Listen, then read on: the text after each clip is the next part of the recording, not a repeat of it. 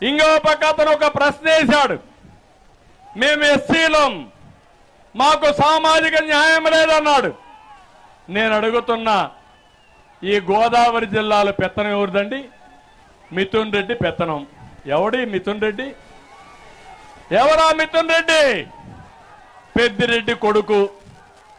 ఇది సామాజిక న్యాయం అవునా కాదా? అలాంటి వ్యక్తులు ఇక్కడికి వస్తే ఒప్పుకుంటారా అని మిమ్మల్ని అడుగుతున్నా. పాపం ఎలీజా చెప్పిన దాంట్లో ఊటి వాస్తవం ఉంది. ఈ పార్టీలో సామాజిక న్యాయం లేదు, ఎస్సీలంటే చిన్న చూపు ఉందన్నాడు. అది కరెక్ట్, నేను కూడా ఒప్పుకుంటున్నానని చెప్పి మీ అందరికీ తెలియజేస్తున్నా. ఉంగుటూరు ఆయన ఉన్నాడు, ఎమ్మెల్యే పుప్పాల వాసుబాబు. ఉంగుటూరును దోచేస్తున్న వసూల రాజా. చెరువులు, తాడిపూడిక కాలువలు, కడాన పోలవరం కుడి కాలువ మొరం కూడా దోచేశారు తమ్ముళ్ళు వీళ్ళంతా కలిసి. చూశారా కుడి కాలువ? చూశారా గట్లు? దోచేసిన వ్యక్తులు అవునా కాదా అని మిమ్మల్ని అడుగుతున్నా. వర్షాలు వస్తే ఆ కాలువలు ఏమవుతాయి? కొట్టుకొని పోతాయా లేదా? ఇంత దుర్మార్గులు క్షమిస్తారా అని మిమ్మల్ని అడుగుతున్నా. ఇంకొక ఆయన దెందులూరు కొటారి అబ్బయ్య చౌదరి, అక్రమార్కులకే అక్రమార్కుడు. రౌడీ షీటర్లతో కోటరీ పెట్టుకున్నాడు. దెందులూరు నియోజకవర్గాన్ని దోచేస్తున్నాడు. అమెరికా నుంచి అదే పనిగా ఇక్కడికి వచ్చాడు. అక్రమ మైనింగ్ చేస్తున్నాడు. డబ్బు పిచ్చి మేతగాడు. ఇదే పని. పాపం చింతమనేని పైన పెట్టని కేసు లేదు.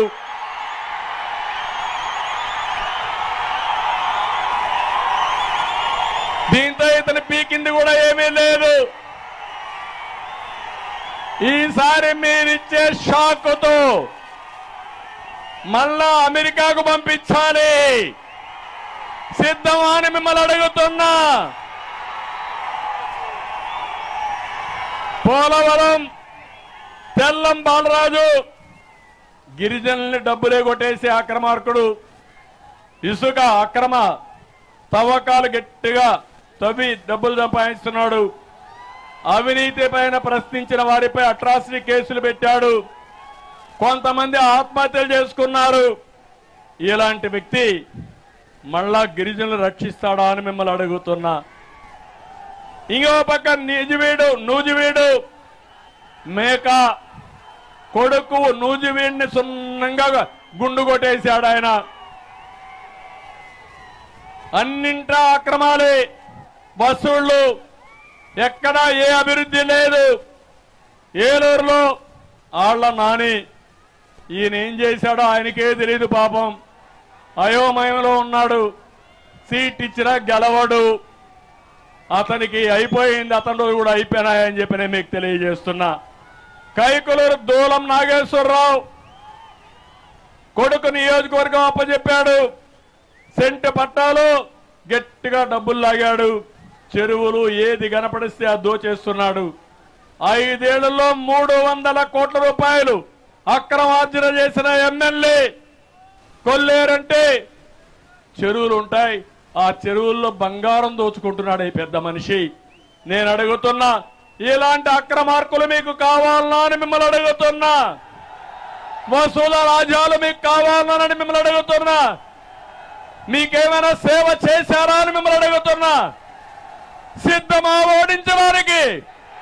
సిద్ధమా ఓడించడానికి? గట్టిగా చేతులు చెప్పండి, ఎస్ మేము సిద్ధమని. ఈ పార్లమెంట్ లో చింతలపూడి ప్రాజెక్ట్ ని పూర్తి చేస్తాం. పామాయిల్కు న్యాయం చేస్తాం. మళ్ళా సబ్సిడీస్ ఇస్తాం. పూర్వ వైభవం తీసుకొస్తాం. మామిడి రైతుల్ని ఆదుకునేందుకు ఫుడ్ ప్రాసెసింగ్ యూనిట్లు పెడతాం. రీసెర్చ్ సెంటర్లు ఏర్పాటు చేస్తాం. అక్వా రైతాంగాన్ని 150 పైసలకి కరెంట్ ఇస్తాం. రోడ్లు బాగా చేస్తామని కూడా నేను మీ అందరికీ హామీ ఇస్తున్నా. నాది విజన్, జగన్మోహన్ రెడ్డిది పాయిజన్. నాది దూరదృష్టి, అతను విషం.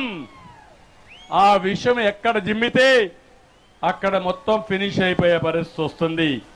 అందుకనే నేను ఒకటే మీ అందరికీ పిలిపిస్తున్నా. మీ ఉత్సాహం చూసా, కొండంత ధైర్యం వచ్చింది, నమ్మకం వచ్చింది, గెలుస్తున్నామని నమ్మకంతో వెళ్తున్నా. కానీ గెలిచిపోయామని ఇంట్లో పడుకుంటే మాత్రం ఇబ్బందులు వస్తాయి. హెచ్చరిస్తున్నా. తెలుగుదేశం, జనసేన, యువత, మా ఆడబిడ్డలు, రైతులు అందరూ ఒకటి కావాలి. 62 రోజులు 64 రోజులు మీరు కష్టపడండి. మిమ్మల్ని పైకి తీసుకొచ్చే బాధ్యత మాదని మరొక్కసారి మీ అందరికీ హామీ ఇస్తున్నా. అందుకే పోలవరం ప్రాజెక్టు కోసం అంటే రా కదిలిరా అని గట్టిగా మీరు చెప్పాలి, పిడికిలి బిగించి చెప్పాలి.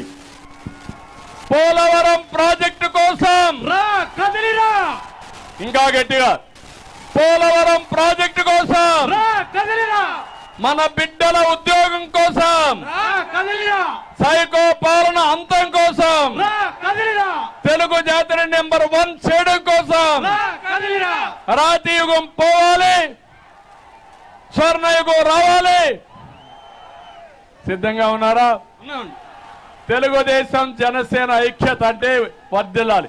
తెలుగుదేశం జనసేన ఐక్యత, వర్ధిల్లాలి, తెలుగుదేశం జనసేన ఐక్యత. వర్ధిల్లాలి. శభాష్. మళ్ళా 5-10 నిమిషాలు లేట్ అయినా నాకు హెలికాప్టర్ మిస్ అవుతుంది. కానీ మీ ఉత్సాహం చూశాను, ఇక్కడ చాలా సార్లు వచ్చాను, నా జీవితంలో ఎప్పుడు చూడలేదు. మరొక్కసారి ఇంత ఉత్సాహాన్ని ఇచ్చిన మీ అందరికీ పేరు పేరున నమస్కారాలు. జై హింద్.